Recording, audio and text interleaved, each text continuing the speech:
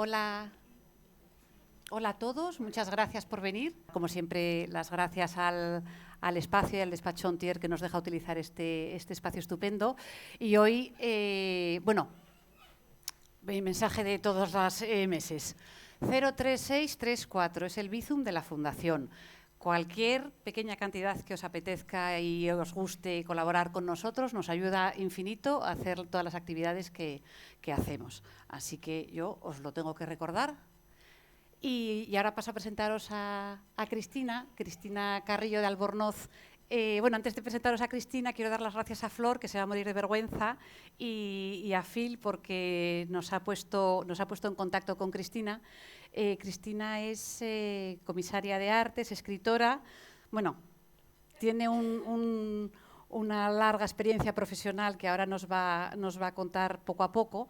Y ha escrito un libro maravilloso que presentamos hoy. Tenemos el stand de la librería Cervantes para que lo compréis y Cristina os lo firmará encantada. Vamos a pasar también unas diapositivas. El libro tiene unas ilustraciones preciosas que nos va a ir comentando Cristina. Tenemos esta pantalla aquí para que luego vayas por aquí fuera. Ah. Y luego tenemos esa de ahí también, pero vamos. Y bueno, pues empezamos un poco. Si me tienes que contar un poco de cómo empiezas en este mundo, porque tú has estado trabajando como diplomática en las Naciones Unidas, en el programa de desarrollo, en la UNESCO. ¿Cómo empiezas? Bueno, antes de todo, llena de agradecimiento por Ana, que me ha invitado, a directora de mi editorial Filipín, también a Flor y a todos ustedes por tener el coraje en un día de lluvia como esto, venir aquí a escucharnos. Y antes de comenzar, simplemente decirles, el libro se llama Un beso en Tokio, y yo siempre, no sé a ustedes, pero a mí siempre los títulos, ¿por qué el título Un beso en Tokio, ¿no? Porque en realidad no es un libro sobre Japón. Un beso, yo creo que es uno de los gestos más maravillosos que tiene el ser humano, que expresa todas las emociones posibles y muchas veces dice mucho más que unas palabras. Entonces, bueno, pues leyendo aquí está un poema de Gabriela Mistral, esta poeta chilena que era fantástica, que tuvo una vida amorosa un poco difícil también. Pues ella tiene un poema de los besos que es de morirse, y se lo voy a leer muy rápidamente, que dice: hay besos perfumados, besos tibios que palpitan en íntimos anhelos, hay besos que en los labios dejan huella como un campo de sol entre dos hielos. O sea, un beso es como un campo de sol entre dos hielos, y dije, esto tiene que tener un beso en el título, ¿no? Y luego en Tokio, bueno, a mí Japón es un país que me fascina. En Tokio nadie se da besos por la calle. Luego, siempre en la intimidad es un país muy especial. Y entonces, bueno, pues el que el beso fuera en Tokio también era como un desafío muy grande. Y aunque no es un libro sobre Tokio, el protagonista sí es japonés, y esa delicadeza, esa búsqueda de la belleza, la serenidad que tiene la cultura japonesa, pues es la que preside un poco el ritmo de toda la novela. El protagonista en Japón o en otros sitios de su periplo, que va desde China a España, Nueva York, a Zimbabue, a Irán, por donde vaya, esos valores japoneses los van a sentir. Ese ritmo es el que me ha llevado a escribir la novela. Y ahora empezamos, porque vamos a empezar por el principio un poco de lo que es tú. O sea, nosotros siempre, cuando invitamos aquí a gente a presentar un libro o a hablar de alguna experiencia profesional, o sea, siempre nos gusta un poco que nos cuenten cómo empezaron. Entonces, tú empezaste primero como diplomática. Sí, bueno, yo cuando acabé la carrera, hice Derecho y Historia del Arte. Derecho no sabía nada porque fue algo que mi padre me dijo. Entonces empecé a mí me encantaban las relaciones internacionales, hice un máster en la Escuela Diplomática, y entonces, allí, hablando del amor, conocí a un diplomático que se iba a vivir a Suiza, y me dijo: ¿por qué en vez de presentarte al Cuerpo Diplomático Español no te presentas a Naciones Unidas, que ahora hay oposiciones, y a ver qué pasa? Entonces, bueno, me preparé Y cuando llego a la oposición hay como 100 personas para una plaza y digo, pero ¿dónde estoy? Y bueno, pues no sé qué vieron, pero les La gusté sacaste. y entonces pues me fui a Ginebra y empecé a trabajar en el PNUD y luego trabajé también en UNESCO y fue, bueno, pues me fui con mucha ilusión y Naciones Unidas es una institución enorme con tantas organizaciones. eh, que tiene de sus partes positivas, pero tiene una burocracia, yo creo que tiene que ser reformada y bueno, pues llegó un momento en el cual empecé a conocer a muchos artistas, entre ellos Balthus, un artista de origen francés que vivía en Suiza, al lado de Gstaad, en un chalet que es el chalet más grande que hay en todos los Alpes suizos, con 140 habitaciones. Y Eso es un entonces, hotel. ¿eh? Es un hotel. Era un hotel del siglo XIX, donde iba Víctor Hugo y muchos, entonces todo de madera, maravilloso, como estaba casada con una japonesa, Setsuko, que luego se hizo muy amiga mía, pues entonces, bueno, pues decidieron comprarlo, con dos cuadros con dos cuadros se compró aquello, y entonces el Reina Sofía, que estaba desde hacía 20 años intentando hacer una exposición, bueno, pues estuve en un acto, yo tenía entonces 26 años, era muy joven, y me dijeron, pues nosotros queremos hacer una exposición de Balthus. Y dije, pues yo lo conozco, puedo hacerlas. Y dije, bueno, pero ¿qué me están contando? O sea que, y bueno, pues así también comenzó paralelamente mi vida como comisaria, que Balthus me puso de maestro al director del Museo Picasso de París, o sea que la verdad es que tuve mucha suerte. Yo creo que muchas veces la suerte o saber dónde tienes que agarrarte a la suerte es importante en esta vida. Entonces, bueno, pues de ahí luego también conocí en París, conocí a Botero, conocí a muchos artistas y bueno, pues se fue formando también una colaboración con muchos museos. Al haber trabajado en Naciones Unidas, eso me dio muchos contactos también con muchos museos de muchas partes del mundo y bueno, pues y esto luego, claro, es como cuando se le pregunta a alguien, mira, en septiembre estuvo aquí Emilio Sagi y yo le preguntaba ahí, ¿cuál es tu ópera preferida? Nunca quieren decir cuál es su ópera preferida, es la del momento, ¿no? Si yo te sí, es que pregunto si tienes algún museo que realmente a ti bueno, pues o a lo mejor con el que tengas más proximidad o que te haya significado algo más en tu carrera profesional, ¿de qué museo me hablarías? Bueno, hablaría yo, el primer museo que yo entré, y no sé si algunas veces entró a un museo y de pronto le embarga una emoción que no saben por qué, fue el Museo Rodin en París, que era su casa, cerca de los Invalides, y fue algo extraño, ¿no? De pronto en aquel jardín vi El Pensador, entré y me embargó la emoción. Y entonces, bueno, pues no sé si es que el espíritu de Godin, ese tan intenso, además de sus obras, estaba allí, pero fue un museo que me marcó muchísimo, como el Museo Sorolla, que el año pasado ha sido cuando estaba estudiando mucho, siempre que quería encontrar algo de belleza o encontrar un poco bueno, de paz y de alegría y celebración de la vida, cuando estaba con poco ánimo me iba al museo y también salía como recargada, ¿no? O sea, porque entrar en un museo es como entrar a buscar siempre es como una sorpresa, te sale siempre, como digo yo, con un regalo. Entonces hay que saber mirar y observar. Y bueno, cuando trabajé con el Hermitage de San Petersburgo, cómo trabajan los rusos, esa forma de trabajar con una disciplina tan terrible, pero al final todo sale muy bien y aprende muchísimo, o con los chinos, ¿no? Esto es que es como, no sabes si cuando estás hablando con ellos, no sabes si te están escuchando, porque parece que solo te dan órdenes, pero al final también sale bien. Entonces el trabajar con diferentes culturas te va enseñando cómo hacer las cosas de forma excelente, porque al final la excelencia es lo que nos tiene que mover. ¿Cuántos idiomas hablas?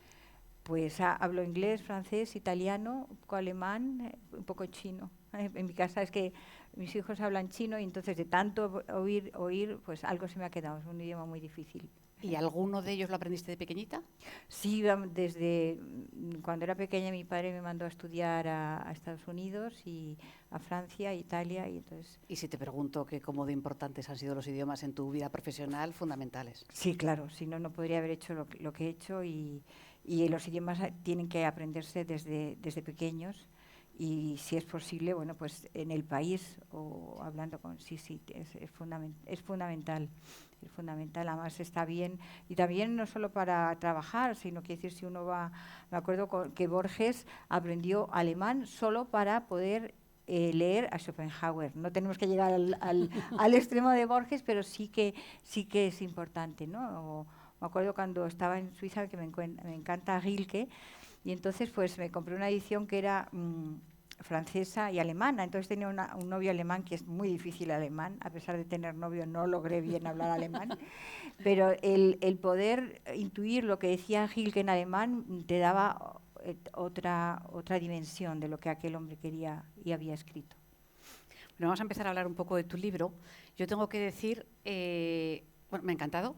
Gracias. Enhorabuena, porque es precioso, pero sobre todo es un libro que yo lo leía o con el móvil o con el iPad en la mano, porque cuentas tantas cosas que dices, anda, ¿y esto? ¿Y esto dónde será? ¿Y esto cómo es? ¿Y cómo es esta obra que mencionas de este artista, etcétera? Entonces, hay que, bueno, lo tenemos aquí, hemos preparado como una pequeña presentación. Hay una serie de ilustraciones preciosas en el libro. Si nos vas comentando un poco, ¿la ves bien desde aquí? Sí, no, es que estaba viendo que esa, bueno, es la ola, sí, pero sí, una versión un poco distinta.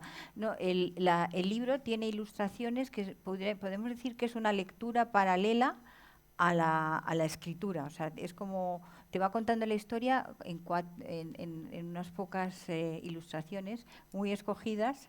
Y bueno, pues sí que son importantes. Y luego la lectura que decías, no se abrumen, que esto no es una enciclopedia y es muy importante. No, porque es muy fácil, o sea, no es, sí, efectivamente, no es algo que... No es algo árido, ¿no? Sí. Es verdad, por ejemplo, yo tengo una hermana melliza y tengo un hermano. Y entonces mi hermana lo único que le interesó o sea, le interesaba mucho a estos sitios, cómo viaja y tal, pero lo que más le gustaba era la historia de amor y cómo contaba la complejidad, o sea, a través del personaje la complejidad del amor y cómo indagaba, o sea, es lo que más le gustaba. Y sin embargo mi hermano hacía lo que estás contando, ¿no? O sea, se quería informar de quién era Rothko, por qué era importante o cuál es el contexto, o sea que hay muchas lecturas y además el libro está escrito en capítulos muy cortos, como si fuesen haikus, ¿sabes? La poesía esta japonesa, los haikus, que son estos versos que hacen de 3 líneas, que es como una especie de sorpresa, así, un momento mágico, así pasajero, pues casi cada capítulo que está encabezado por una especie de frase que puede ser una inspiración, pues son cortos, son capítulos cortos, o sea que si quiere uno un día, ay, hoy me apetece leer solo un poquito, pues lee un capítulo y ya está.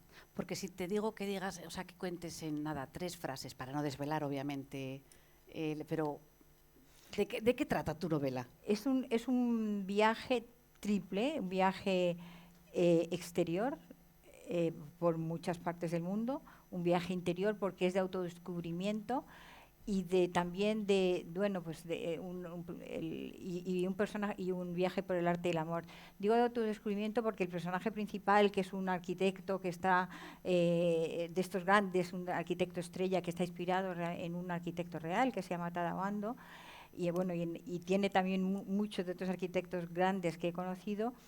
Tiene una crisis personal, él ya tiene 50 años, pues a esta edad siempre ha habido algún momento en que uno tiene una crisis, ¿no? Y en esta especie de abismo en el cual se encuentra, él decide que tiene que romper con todo y encontrar, bueno, pues ese impulso vital que ha perdido y ese sentido y la razón de su vida que también es la arquitectura. O sea que y cómo se sale, yo siempre pienso cuando uno está en una crisis, que es a lo mejor difícil salir, hay que salir con la grandeza, porque con la grandeza uno va a salir entonces es lo que este arquitecto hace, va por todos los lugares y bueno, pues para ver realmente cómo puede realmente volver a tener ese sentido y esa creatividad que él tenía. Entonces y entonces hace este viaje por muchos sitios del mundo que en cierta forma, y el arquitecto el personaje es un arquitecto porque el arquitecto al final, ¿cuál es el material de la arquitectura? Es un poco la luz. Entonces lo que hace es voy buscando el sentido de la arquitectura, que es la luz.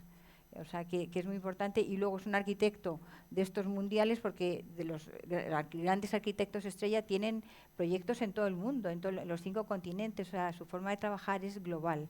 Entonces, es una forma de poderte mostrar el mundo, pero de una forma muy natural, o sea, no es que ahora se va de viaje, sino que es su forma natural de estar en el mundo. O sea, que el personaje sea un arquitecto estrella en crisis te permite muchísimas cosas. Y luego además se reencuentra, deja también a su mujer, no sabemos qué va a pasar, pero se reencuentra con el amor de su juventud, que es una historia que dejó sin acabar. Yo siempre pienso que bueno, que a muchas personas hay un amor que se quedó allí perdido, y bueno, pues el retomar de una forma o de otra con aquel amor, bueno, pues puede ser muy bonito, y esto pues la ficción puedes hacer lo que quieres. Claro. Y entonces, pues, y por eso. Bueno, si nos comentas entonces el cuadro este de la ola, sí, Monte Fuji. Sí, sí, es uno de los cuadros más famosos de la pintura japonesa, es la ola de Hosukai, que es un pintor del siglo XIX. Y bueno, pues aquí tenemos una de las versiones, porque hizo muchas versiones, y bueno, pues hay unos labios, porque es un beso en Tokio, y el logo de la Huerta Grande, pero que se ha hecho de otra forma, o sea, se ha reinterpretado.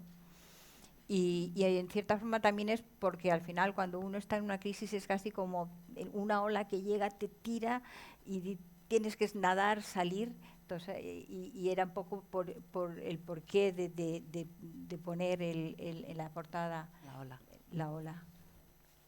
Esta es Fukiyo, que es una estampa japonesa, y representa a la mujer de Kengo Oe, que es el arquitecto, que es una mujer en cierta forma moderna, ¿no? Porque ese peinado que tiene era como casi del siglo muy moderno, del siglo XX, y luego ella tiene una estética que sigue llevando el kimono, que es algo que ahora se vuelve a estar otra vez de moda importante, pero hubo un momento en que bueno, pues las chicas modernas de Tokio no llevaban ya kimono. Entonces yo he querido poner un personaje que es clásico y moderno a la vez.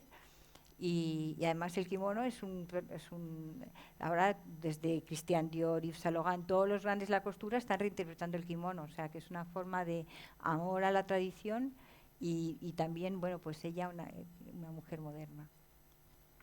Este es un zapato de Manolo Blahnik, nuestro Manolo, y es el símbolo de la protagonista, la otra protagonista femenina, que es una mujer alemana, que es la antigua amor de Ken Goe, y en vez de poner el retrato de una mujer, he puesto el retrato de un dibujo de Manolo Blahnik, lleno de flores, que la ha dejado y la ha pintado él, que es un privilegio, porque Manolo Blahnik, que yo creo que es la esencia de todo lo femenino, de lo divertido, es uno de los personajes más increíbles que me he encontrado. Entonces tenía que hacerle también un homenaje a él a través de la mujer, y esta es la protagonista europea.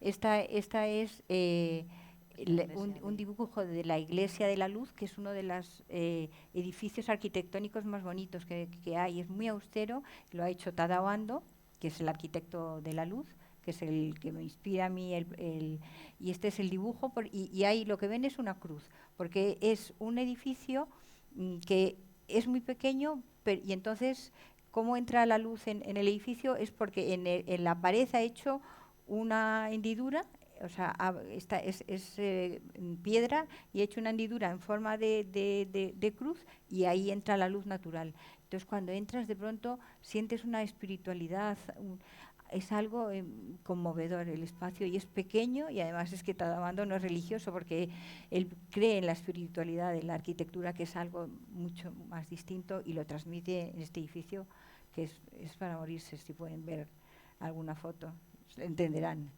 Este es un dibujo de Damien Hirst, que es un pintor inglés, que es el niño malo no sé si conocen a lo mejor esos. Él se hizo conocer con unos tiburones que él ponía en formol. Y entonces bueno, pues con un artista conceptual, pero él quería volver a la pintura, que era lo que realmente le llamaba la atención, y después de ya, cuando tiene ahora ya más de 50 años, ha logrado pintar algo que me ha conmovido, y son los cerezos. Entonces una serie de los cerezos, que ya sabe que en la cultura japonesa el florecimiento de los cerezos es como un ritual al que va todo el mundo, algo que es una forma de celebrar la belleza, y entonces lo que me llamó la atención es que lo pintase un inglés que además es un gamberro casi, entonces, y lo hace muy bien. Entonces vi una exposición suya en la Fundación Cartier de los cerezos, que es además de 9 metros de largo, y dije, tengo que poner esta celebración de la belleza, que al final también es otra parte muy importante en el libro, ¿no? La importancia de la belleza y el camino de la belleza, y a través de esta obra. Este es Chagall. Chagall era, yo creo que era, bueno, es un pintor ruso que se exilió cuando, bueno, pues perseguían a los judíos, y él tuvo una historia de amor maravillosa con su mujer, bueno, hizo muchísimos cuadros de ellos dos juntos, y siempre van como volando por encima del mundo con su amor, y aquí están encima de uno en Niza, también volando y dándole un beso, ¿no? Y es una historia muy bonita, ¿no? La historia de Chagall y su mujer, y es una forma también de rendir homenaje al amor, y su historia, bueno, pues a la pintura. Este es simplemente un cuadro de una tabla del siglo XVI japonesa, y simplemente la puse porque la mujer del protagonista va al Hotel Ritz y ve todas estas series que le recuerdan a bueno, cómo la pintura tiene que ser algo artesanal y al amor de la naturaleza que tienen los japoneses, y entonces este es un símbolo de ello. Esta es una pintura también que reflexiona sobre el amor, hecha por un gran amigo que se llama Harlan Miller, que es uno de los grandes pintores ahora actuales, y que él hace cuadros, pero siempre incorpora la palabra. Y entonces aquí lo que dice es amour, amour, mort, amour, ¿no? Y entonces me hizo mucha gracia porque siempre tiene un toque lleno de humor. Creo que el humor, no sé si como decía Dostoyevsky, nos salva de la vida, pero yo creo que sí. Y entonces es una forma de ver el amor, pero con mucho humor. Amor, amor, dame más amor. Yo creo que esta era la última, me parece. Ah, no.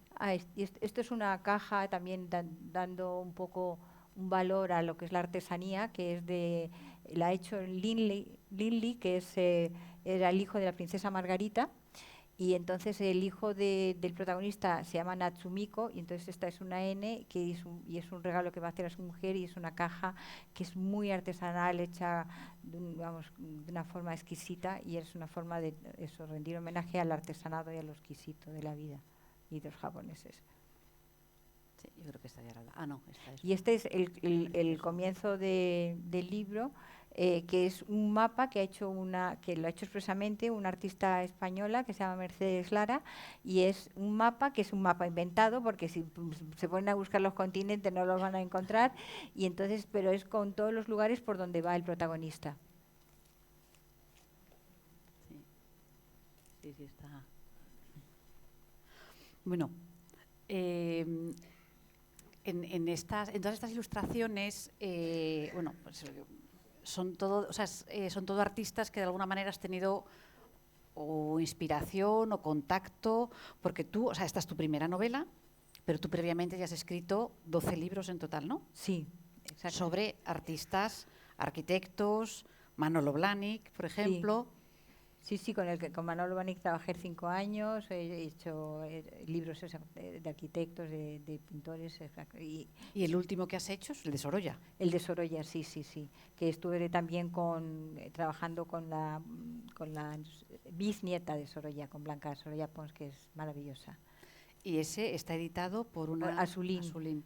Los libros que he hecho son en inglés, todos. Entonces, o sea, bueno, porque esto efectivamente es tu primera novela y tu primer libro en español. En español, o sea que sí, es como el más querido. Sí. ¿Y cómo, o sea, porque leí una entrevista que te hacían, cómo surge la oportunidad de hacer un libro, por ejemplo, sobre Sorolla? O en el caso de Manolo Blahnik, sobre Manolo Blahnik, o sea, ¿es un encargo? ¿Es algo que tú planteas a la editorial? No, yo siempre he tenido mucha suerte porque yo siempre he hecho lo que he querido. O sea, pero para hacer lo que uno quiere no es que digo quiero hacer esto y lo hago, sino hay que tener muchísima constancia, ¿no? Entonces, la editorial Asulín, que es una de las editoriales más importantes del mundo, que tiene tiendas en 77 países, entonces yo con ellos tuve la suerte de empezar a ser amigas de ellos cuando empezaban a tener una editorial. Ahora tiene 77 tiendas, pero ellos empezaron a hacer libros en la cocina, en París, en la cocina de su casa. O sea, que de ahí, y ahí es cuando los conozco. Entonces ya era como muy amigos y empecé con un libro de Balthus. Y entonces luego, bueno, pues ella querían hacer un libro de Botero, hice un libro de Botero, he hecho muchas exposiciones con ellos, otro de Ai Weiwei. O sea, que ellos a veces me decían, ¿quieres hacer esto? Y yo le decía sí o no. En el caso de Sorolla, como era el centenario y los Asulín adoran España, pues entonces yo le dije, oye, tenemos que hacer algo de Sorolla. Entonces a ella le encanta y luego pues eso, la forma de celebrar la vida, la belleza, la forma de trabajar de Sorolla, que iba con su caballete y se ponía en la playa allí como le daba igual que hiciera sol, pero tenía que captar la luz y el movimiento y la belleza, pues entonces aquello le encantaba a los Asulín y lo hicimos. Y Manolo Blahnik fue, pues, hice un libro porque era un poco el que acompañaba, hice exposiciones de Manolo Blahnik por todo el mundo, por Milán, de Praga, porque su padre Blahnik es un apellido de Praga, en Rusia, en Estados Unidos, también en Madrid. Y entonces quisimos hacer un libro que acompañase la exposición y ese es el libro, sí. Muy bien. Y volviendo ya ahora a la novela, tú comentabas que todo nace por un encuentro que tú tienes con Tadabando, que es el arquitecto este genial japonés que no estudia arquitectura. No, o sea, ahí me empezó ya a conquistar cuando le han dado el premio Pritzker, que es como el premio Nobel de Arquitectura, y él no ha estudiado formalmente en la Universidad de Arquitectura. Digo, bueno, esto es increíble, ¿no? Y es que él era boxeador, empezó y dice, yo quiero ser el mejor en algo y soy un buen boxeador. Y empezó a boxear y tal, y él se dio cuenta en un momento que no iba a ningún sitio boxeando, nada más que, bueno, poder ganarse la vida, y entonces dice, bueno, ¿qué voy a hacer? Y paseando por Tokio vio un hotel que había hecho Frank Lloyd Wright, y dijo, yo quiero hacer algo así, yo quiero ser arquitecto, pero en Japón estudiar arquitectura es terriblemente difícil, aparte de que tienes que tener un 10, cuesta muchísimo dinero, y no tenía ni el 10 ni el dinero. Entonces dijo, ¿qué voy a hacer?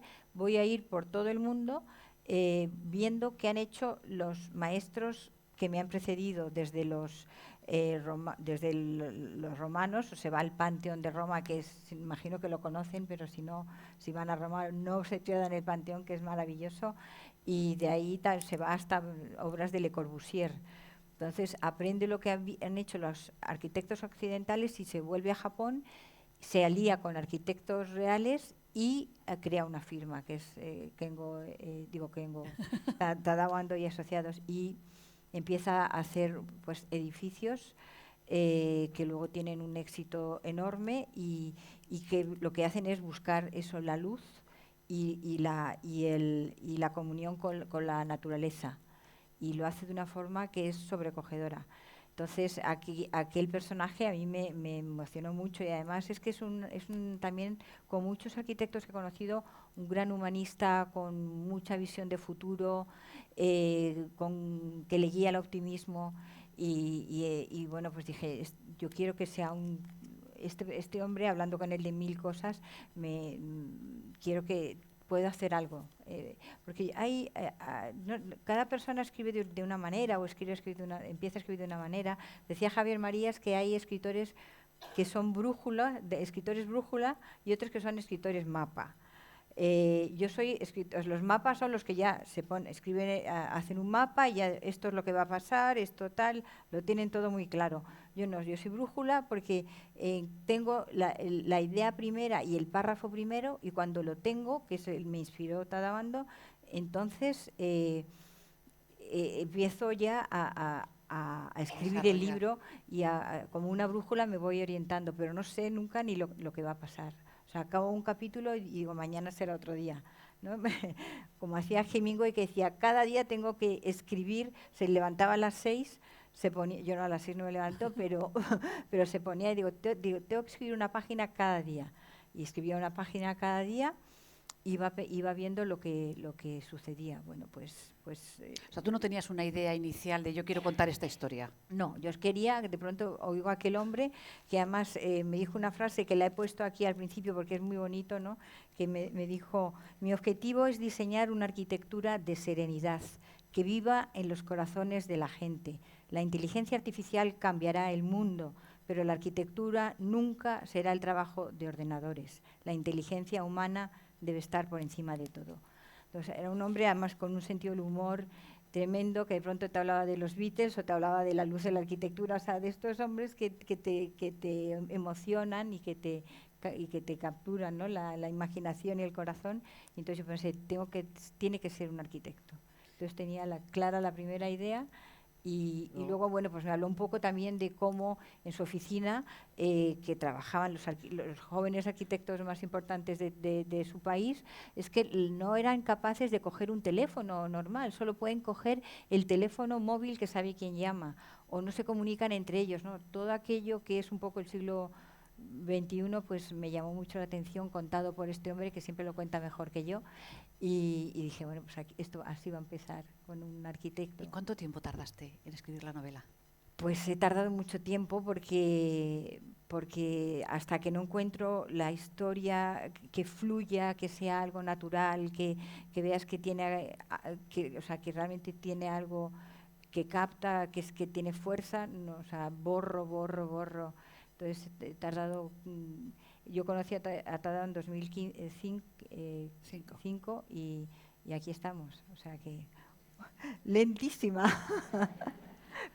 Y, o sea, porque tú efectivamente en la novela hablas de muchísimos, de innumerables artistas, pero, bueno, el protagonista, por supuesto, es arquitecto, pero tú mencionas mucho a los arquitectos. ¿Siempre te ha gustado el mundo de la arquitectura? ¿Tu tío abuelo fue Miguel Fisac? Efectivamente, sí. Yo me acuerdo cuando era pequeña que nos quedábamos hablando y no nos habíamos dado cuenta de que ya se había puesto el sol y seguíamos hablando y él me contaba de cómo cuando se muriera iba a hacer edificios, catedrales espirituales y aquello. Yo tenía 10 años, pero ya desde los 10 años me fascinaba, ¿no? Todo lo que me contaba era genial y él le encantaba Oriente y él también me inculcó un poco cómo el futuro seguramente estaría unido mucho a Oriente.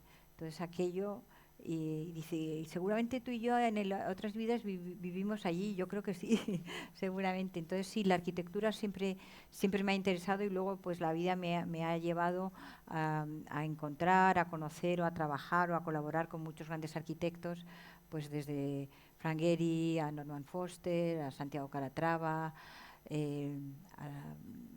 Bueno, qué maravilla. Richard Rogers, sí, a todos los grandes, y además eso son gente con una visión del futuro muy, o sea, son como visionarios, ¿sabes? Están construyendo realmente el futuro y tienen claro los grandes arquitectos que lo que están haciendo es algo para la posteridad.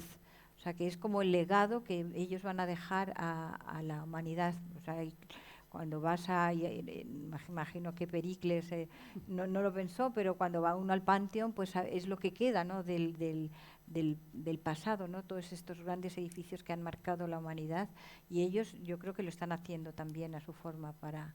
No sé. Es que una de las cosas que comentas en la novela, que fue uno de los momentos que cogí el iPad y empecé a investigar, porque yo me acuerdo de pequeña de ir a Madrid y ver el edificio famoso de la pagoda de tu tío abuelo. No sé si os acordáis, estaba en la 2, ¿no? Sí. Un edificio que tenía, o sea, son como, bueno, como una pagoda, o sea, son como, sí. Es que no sé cómo explicarlo. Era la sede de un laboratorio farmacéutico. Y luego pues la empresa decidió que, bueno, pues lo que fuera, que no le interesaba o lo que sea, y decidió tirarlo. Y no, fue la una polémica. No, fue el ayuntamiento. Fue el ayuntamiento el que quiso tirar. Sí, porque iban a construir no sé qué, pero algo de estas cosas que suceden lamentables, ¿no?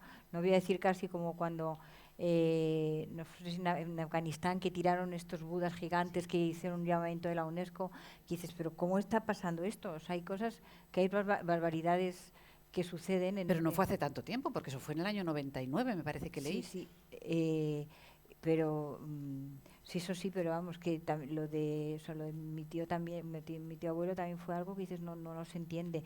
Tanto que luego el ayuntamiento siguiente le dijo, vamos a reconstruirlo, y él por dignidad dijo no. Claro. Entonces, bueno, pues hay veces que ocurren cosas en muchos campos que no se entiende, ¿no? La barbarie o la crueldad, eso no se entiende. ¿Y tú crees que las obras de estos arquitectos tendrían que estar ya, según se hacen, protegidas automáticamente con algún nivel, o ya existe eso? Bueno, existe el patrimonio de la UNESCO, o sea, que por supuesto pues la Alhambra, todos los grandes edificios son patrimonio de la humanidad porque pertenecen a la humanidad, y bueno, pues en edificios que realmente sean importantísimos tienen que tener una protección, por supuesto. Ahora, luego que se respete o no, bueno, pues no se sabe, ¿no? También en Petra, en Siria, ¿no? También, o sea... Bueno, pero eso ya es un tema, digamos, más de, bueno, terrorismo, sí, fanatismo religioso, etcétera, pero bueno, que en pleno siglo XX ocurra eso en un país como España, pues la verdad es que es muy triste. Muy triste. Luego me hizo también mucha gracia porque otra de las cosas que comentabas, que también efectivamente me metí a googlear a ver quién era, hablas de un ministro español que escribe haikus. Sí, Miquel Iceta, que fue el que... ¿Cómo te enteras de estas cosas? Pues es que estuve en una comida y me sentaron al lado de Miquel Iceta y bueno, pues aunque no comulgo con sus ideas, dije, pero qué hombre tan simpático. Y entonces, bueno, cuando me dijeron que iba a la comida, pues dije, hoy pues voy a ver un poco más, y de pronto pues veo que de cuando era joven, que fue un joven revolucionario, se había interesado por la cultura oriental y por el budismo. Digo, pues qué interesante. Y entonces cuando estaba en la comida, pues hablamos de eso, y hablamos de además hizo un haiku que estaba bien, porque dices, oye, a lo mejor es que hace unos haikus que son un horror. Pero no es porque sea el ministro, que a mí me da igual.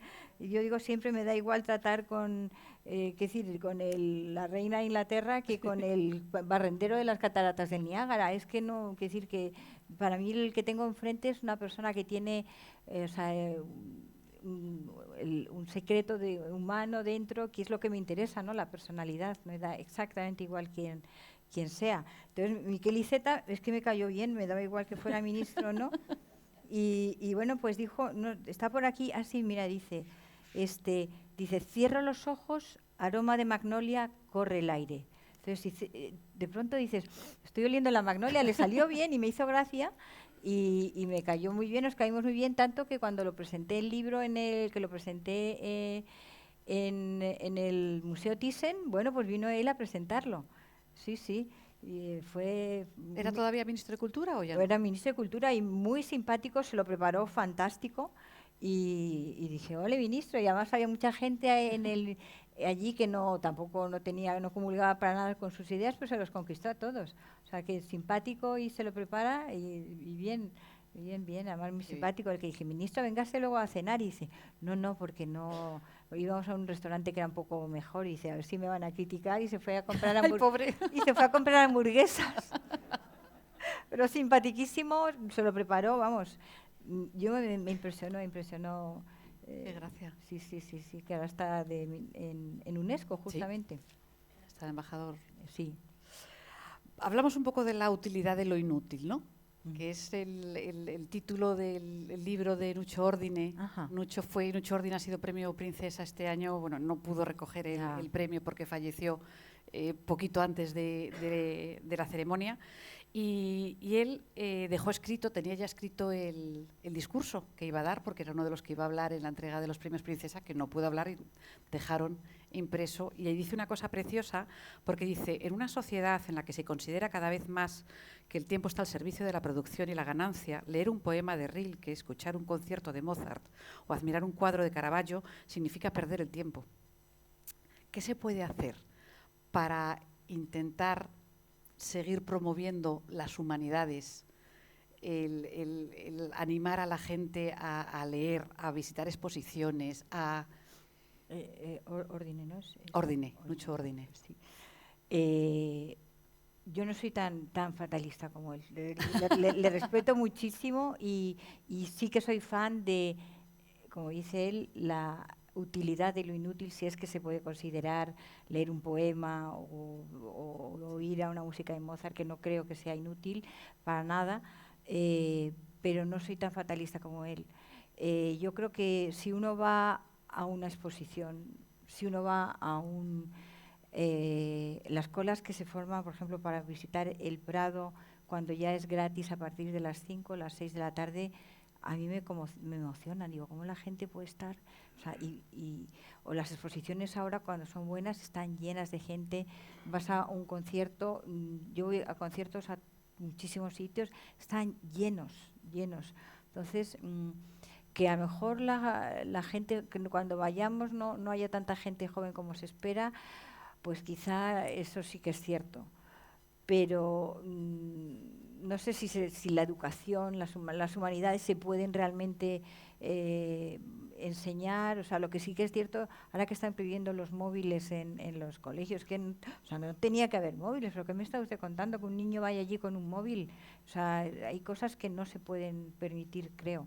O sea, o sea, la falta de atención, la falta a lo mejor o sea, esta forma de escribir que tienen ahora rápida, o sea, hacer algo para que este proceso que yo creo que va degradando un poco la educación, o sea, se pare. O sea, yo no sé si son las instituciones públicas, desde la familia, que por supuesto hay que hacer algo, y yo creo que no, o sea, no puede, o sea, Mozart le va a gustar siempre a la gente y las cosas bellas le gustan a la gente, o sea, que haya también más, también hay mucha más población, hay mucha más diversidad de músicas, de todo, o sea, pero o sea, y que hay ratos para todo, ¿no? Hay ratos para Mozart y hay ratos para un reguetón. Es decir, que no excluye una cosa a la otra, pero sí, o sea, lo sublime tiene que estar ahí. O sea, no tengo la fórmula mágica para ver o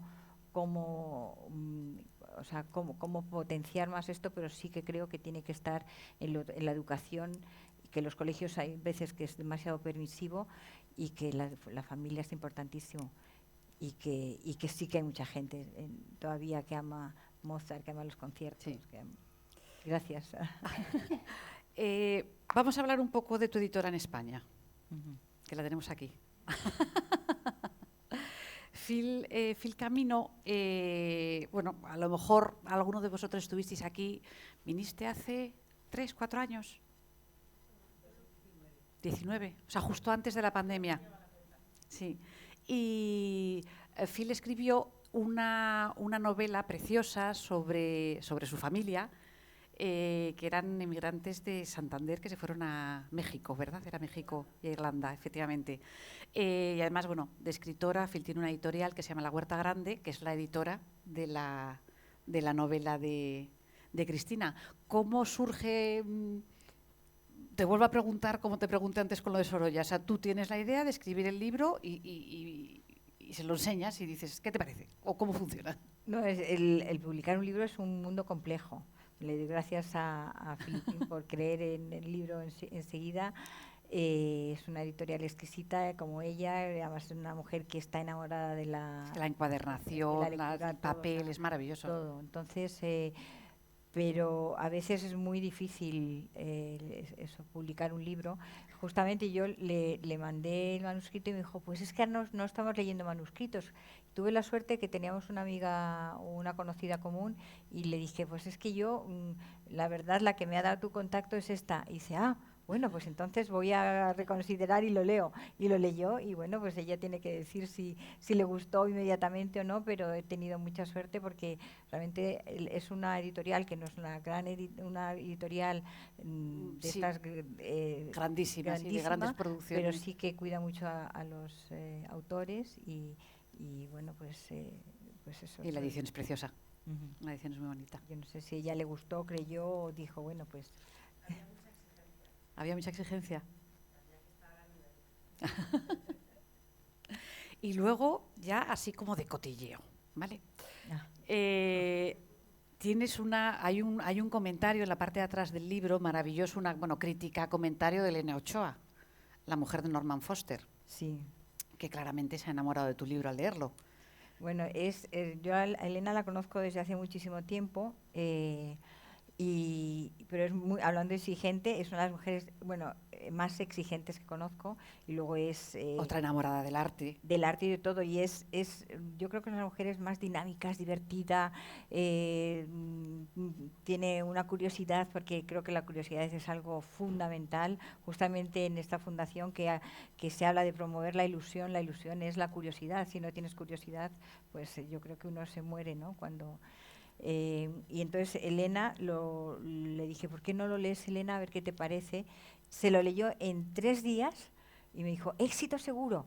Y digo, bueno, Elena. Pero además es que lo que me gusta de Elena es que, como la conozco, si le hubiese parecido que era un bodrio, me habría dicho, pero Cristina, como le dijo, no sé, creo que fue Picasso a Miró, cuando empezaba a pintar así, le dijo, me migó a Tonás, pero digo, dice, a tu edad, Miró, ¿cómo pintas eso? Pues le dije, Elena, si hubiese hecho algo mal, me habría dicho, pero Cristina, pero no me dijo eso, me dijo, esto es fantástico, ¿no? Y entonces le digo, pues, ¿y puedes escribir algo, algunas palabras? Y dice, sí, en 3 horas, o sea, es una mente rápida, es una mujer de estas, de una fuerza enorme, vamos, que decíamos la ola como un terremoto, pero maravilloso. Y entonces, pues escribió lo que ella sintió en ese momento, y yo se lo agradecí, ¿no? Porque al final además dice eso, todo lo que dice, una reflexión sobre la belleza efímera y el amor imperfecto, ¿no? Porque es lo que es un poco esta novela, ¿no? O sea, nada es perfecto y tampoco lo es el amor, pero merece la pena, como decía Dante, el amor que mueve el sol y las estrellas, ¿no? Y bueno, pues al final dice que ella se enamoró efectivamente del personaje, pero como lo dice en unas palabras y lo dice con esa vitalidad que tiene ella, ¿no? Porque si lo lees no es solo bonito, sino que es que va a un ritmo, porque ella tiene un ritmo, todo el que trabaja con ella, o sea, es un ritmo que solo ella puede seguir. Además es como Norman Foster, es una mujer que vive en Suiza, pero luego se va a comer a Londres y ahí luego cenan en Berlín y vuelven, o sea, digo, un ritmo que yo, aunque tuviese un avión privado, no podría seguirlo. Muy bien, bueno, pues no sé, la verdad es que estamos ya llegando un poco, no sé si tenéis alguna pregunta o yo sigo aquí preguntando. No tenéis más preguntas. Estabas hablando antes del amor, y tú por amor también dejaste un poco tu profesión, o para sentarte, o te volviste a España. Sí, ¿no? Por amor. Por amor. Sí, no, me casé con un español y entonces... Bueno, ¿dónde vivías? En Suiza. En Suiza. Bien, muy bien, vivía muy bien. En Ginebra, pero bueno, pues llegó el momento y estoy muy feliz de la decisión que tomé y bueno, pues aquí me quedé. Vivimos luego entre 3 países, pero luego al final estamos viviendo aquí en España, sí. Bien. Muy bien.